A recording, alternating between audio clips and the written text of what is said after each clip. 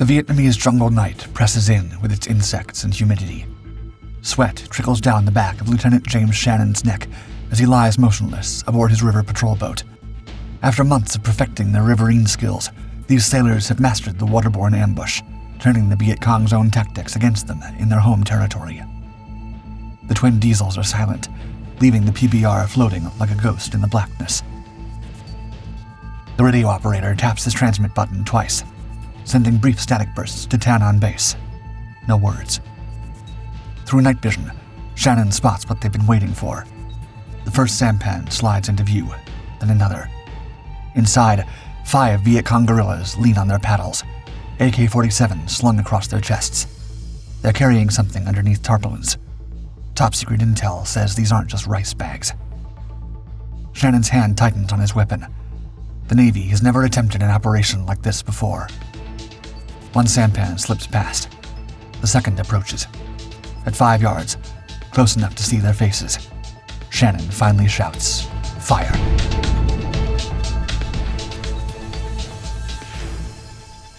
The River War.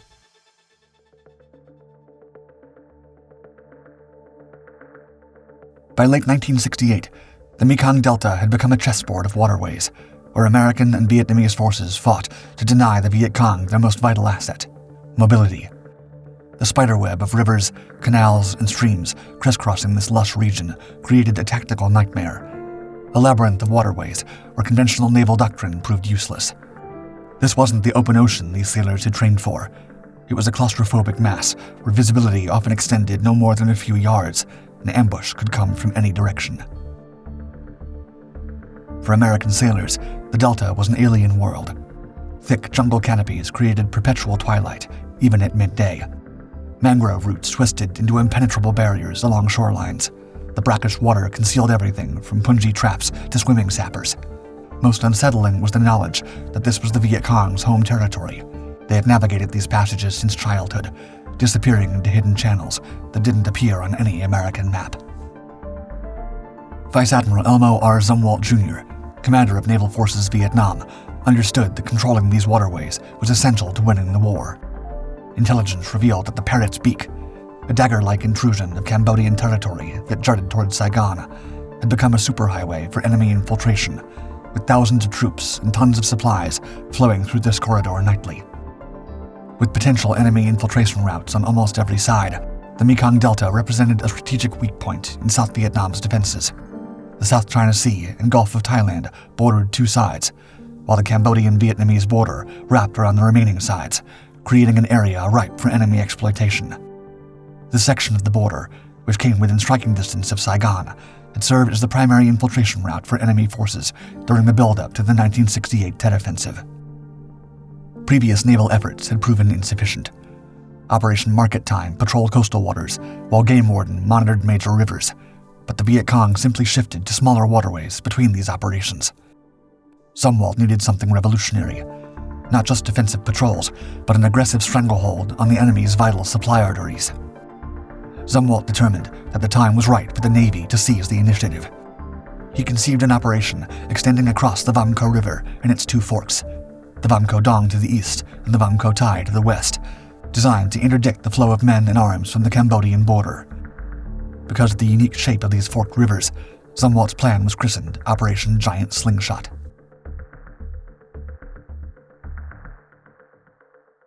Forming the force.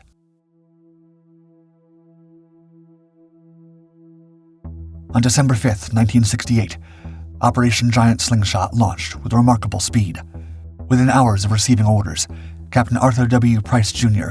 had assembled a motley armada at Ta Nan, the provincial capital of Long An Province.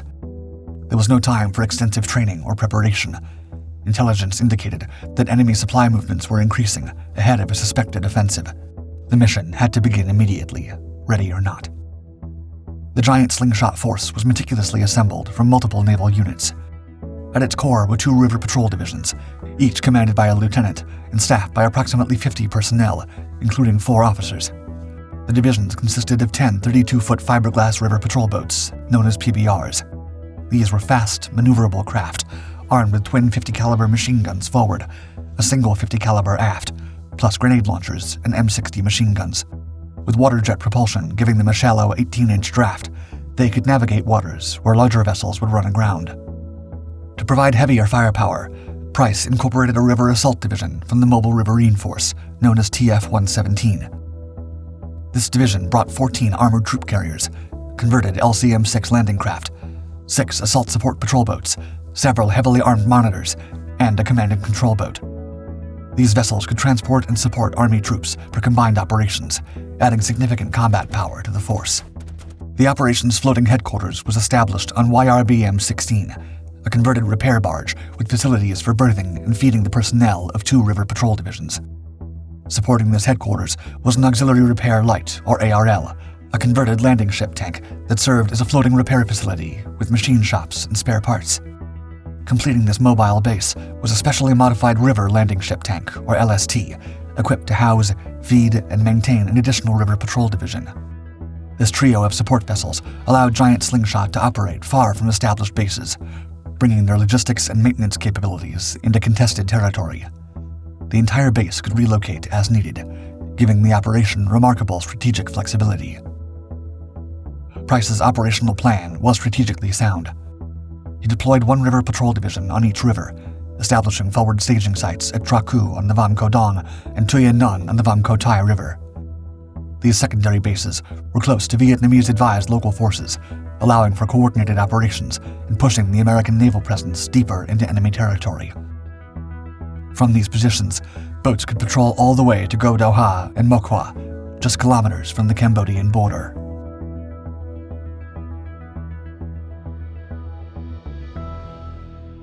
Patrols begin.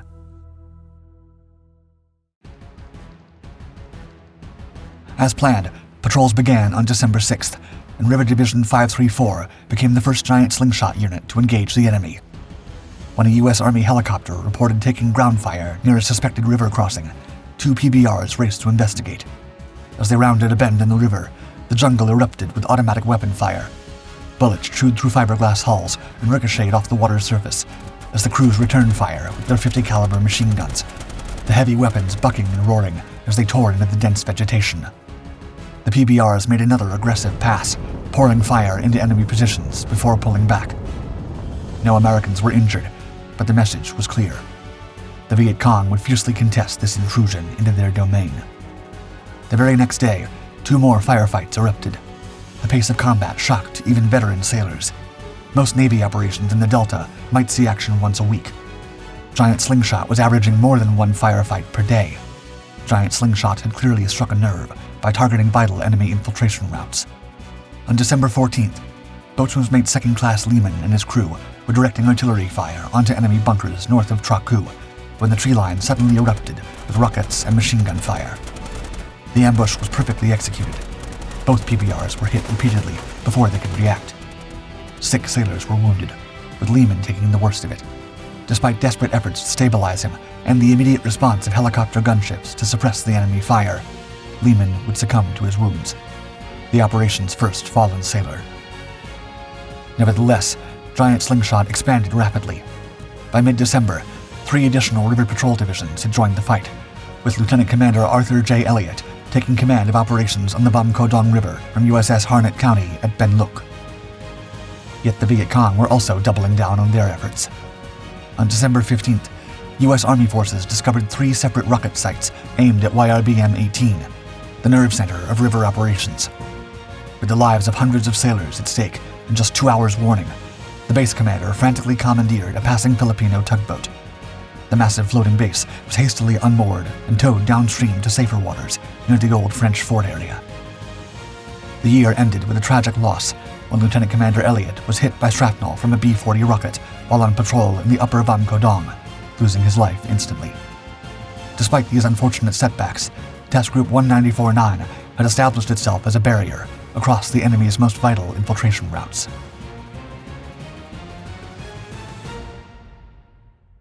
Tactical evolution.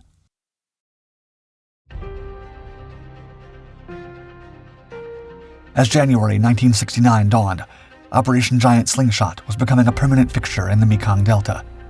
The battle for the waterways intensified, with Task Group 194-9 engaging enemy forces an average of 3 times daily. From these frequent engagements, a new style of riverine warfare began to emerge. Operational records highlighted the exceptional level of coordination between giant slingshot naval forces and various other military units, including U.S. Army, ARVN, and Special Forces. This joint approach improved steadily as the operation progressed, leaving old rivalries behind and creating unprecedented synergy between waterborne and land-based operations. The Viet Cong, long accustomed to moving freely along the rivers, were caught off guard. For years, they had transported weapons and supplies in Pony Express fashion, moving from point to point along the waterways. Now, they were suddenly unable to move undetected. Caches of weapons and ammunition that couldn't be moved in time were discovered with increasing frequency. By the end of January 1969, the operation had captured an astounding 43.4 tons of arms, ammunition, and supplies, a one-month record that dwarfed December's already impressive 17.7 tons. But this success came at a cost. Throughout the month, the section of the Vam Co Dong River directly east of Cambodia's Angel's Wing area, between Tra Cu and Go Dao Ha, saw so many firefights that American forces gave it the ominous nickname Blood Alley. Here, the jungle grew right to the water's edge, providing perfect cover for rocket and machine gun positions. The mud-brown water could conceal mines or swimmers. Around every bend might lurk an ambush. Through February, giant Slingshot pushed even closer to the Cambodian border, establishing a presence at Mo Qua and extending patrols to within eyesight of Cambodia itself. The operation was now part of a continuous interdiction line that stretched from Tan Nai City to the Gulf of Thailand, a watery barrier designed to sever the enemy's infiltration routes. It was during this period that two key tactical innovations transformed the operation. The first came from necessity. The crews quickly learned that the Viet Cong were adapting to their presence and becoming more cautious about approaching or crossing the rivers during daylight. The enemy was shifting to night movement, requiring a new approach. The answer was the waterborne ambush. Under cover of darkness, patrol boats would position themselves in likely crossing areas, engines muffled or off completely, and wait silently for enemy forces to appear. These ambushes became increasingly effective, particularly along the narrow, heavily vegetated portions of the Vam Co Dong and Vam Co Tai rivers, which were ideal for concealment. River Division 532 became particularly adept at this tactic, initiating contacts rather than simply responding to enemy movements. These ambushes required nerves of steel. Men sat motionless for hours, bitten constantly by mosquitoes, unable to speak, smoke, or sometimes even shift positions. The psychological strain was immense, knowing that at any moment the night could erupt into point-blank combat. An ambush led by Lieutenant James Shannon on the Vam Co Tai demonstrated the effectiveness of this approach. When he gave the command to fire, his crew's weapons erupted in perfect unison. In the flash of muzzles, Shannon glimpsed shocked faces as both sampans erupted in chaos. The firefight lasted less than 30 seconds. When the smoke cleared, 5 Viet Cong lay lifeless in the water, their weapons and supplies captured intact. The sailors recovered valuable intelligence documents and maps showing previously unknown infiltration routes. This pattern would be repeated hundreds of times across the rivers. In early February, this cat-and-mouse game escalated with another innovation. Operation Keelhaul was a joint Army-Navy effort that concentrated forces at known hotspots during peak activity times. Intelligence analysts had begun to identify patterns in enemy movement, certain stretches of river that saw activity at predictable hours. Instead of spreading forces thin across the entire river system, Keelhaul massed firepower precisely where and when the enemy was likely to appear. PBRs loaded with Army quick reaction troops patrolled these zones, ready to immediately pursue any contact. By May, this coordination had evolved into bushwhack ops. These operations married waterborne ambushes with small unit ground tactics. Army reconnaissance teams, rangers or raiders, would quietly deploy from PBRs and move 200 yards inland, extending the ambush perimeter far beyond the riverbank. The boats became both insertion platforms and blocking forces, while Army teams became the operation's eyes and ears in the jungle. The advantages were immediate. Ground troops extended the possibility of contact envelope, providing advance warning of approaching Viet Cong. The troops preferred this arrangement because they had mobility, greater secrecy of insertion, 50 caliber machine gun support, and, if needed, the capability for immediate extraction. As the tactics evolved, so did the technology. Remote electronic detection devices were deployed near Hiep Hoa, monitoring enemy movement and calling in artillery strikes when activity was detected. K-9 Corps dogs were brought in for waterborne ambushes, helping detect approaching enemies. Even a portable underwater hydrophone called RUD, an abbreviation for Remote Underwater Detection Device, was deployed to listen for any saboteurs swimming below the surface. By March 1969, the sailors and soldiers of Task Group 194-9 had developed a sophisticated approach to river combat that combined technology, surprise, and joint operations.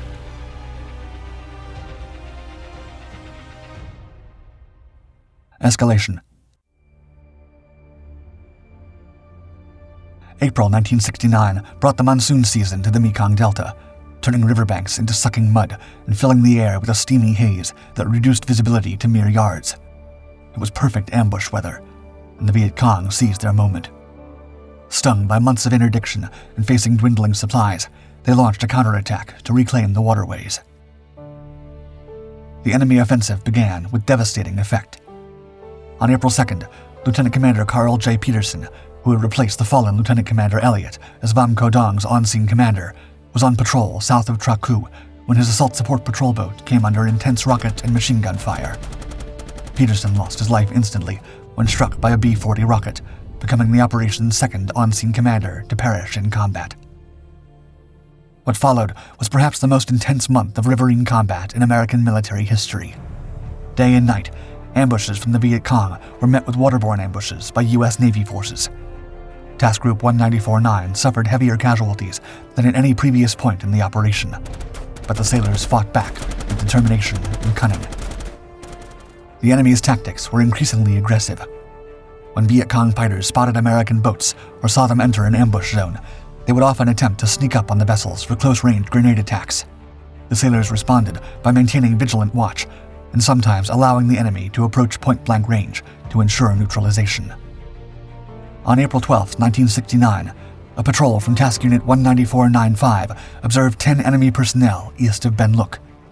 After taking them under fire with help from helicopter gunships, the patrol set up a waterborne ambush and kept the area under surveillance. Shortly after taking a position, they detected a Viet Cong fighter attempting to sneak up on the boats and eliminated him. 3 hours later, the same patrol observed 5 more VC approaching their ambush site and engaged them, taking down 7 more enemy fighters. As the fighting intensified, Giant Slingshot unleashed its most elite assets. Navy SEAL teams began operating from Mok Hua, specializing in nighttime reconnaissance and direct action missions. Meanwhile, sailors modified civilian Boston whaler boats, small, virtually silent craft that could slip past enemy positions undetected. These tiny vessels, carrying heavily armed sailors, entered areas the Viet Cong had considered impenetrable. Innovation continued with Eagle Float operations, 3-day missions inserting entire army companies deep into enemy territory, with naval forces providing both insertion capabilities and blocking positions. On April 18th, another breakthrough came when OV-10 aircraft teamed up for the first time with Giant Slingshot forces, supporting a 40-man provincial reconnaissance unit engaged with 50 Viet Cong on the King Kong Canal. This successful coordination led to the establishment of VAL-4-B in late March to provide fixed-wing support for naval operations in the region, significantly enhancing the task group's firepower. However, the intensifying conflict also brought tragedy. On April 20th, a Seawolf helicopter crashed near the Cambodian border after making a firing run on several sampans. The aircraft caught fire upon crashing, claiming the lives of 3 of its occupants. In total, this incident caused the fatalities of 4 U.S. Navy personnel, with 4 others wounded. By May, the tide had turned. The frequency of enemy contacts dropped to 3 or 4 per day, and the daily ambushes that had characterized April ceased. Night contacts were now primarily initiated by American forces rather than the enemy, suggesting the Viet Cong had been forced to adapt their tactics once again. The Navy participated in yet another joint operation, Caesar II, designed to isolate a heavily infiltrated Viet Cong area. By establishing a strong cordon around the target zone, removing all civilians, and then sweeping the area continuously for 8 days, the operation starved the remaining enemy forces into either fighting or surrendering. All available boats were dedicated to the cordon, setting numerous night ambushes. The operation proved successful, with the body count reaching upwards of 40 Viet Cong. Perhaps the most significant turning point came in early July 1969, when intelligence predicted the Viet Cong were planning to attack and occupy Tay Ninh City, the third largest city in South Vietnam. The enemy intended to establish a provisional government there, believing that war-weary nations would recognize it and grant them legitimacy. In response, Commander Naval Forces Vietnam executed Operation Double Shift, a contingency plan to concentrate forces in the Tay Ninh area. With just 4 hours' notice, naval assets from throughout the Delta converged on Go Dao Ha and Ben Kyo, tripling the giant Slingshot force in the area. Within 24 hours, River Patrol Divisions 574 and 513 had sailed from Binh Thuy to Go Dao Ha, while River Patrol Divisions 532 and 531 moved to Ben Kyo from My To. This rapid concentration of naval power, working in close coordination with the U.S. Army's 25th Infantry Division, helped prevent the attack on Tay Ninh City, a victory that some observers consider one of the key battles of the war.